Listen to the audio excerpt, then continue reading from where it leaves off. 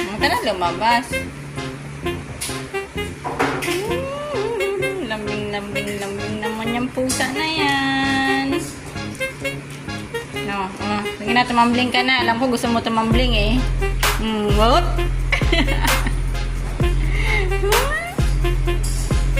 Amboy!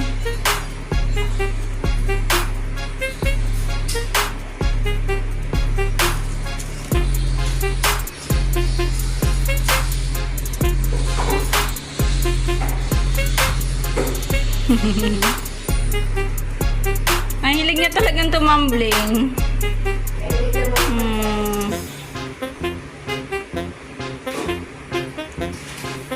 Ayan na. Aray ko. Tama na. Nagilambing na eh.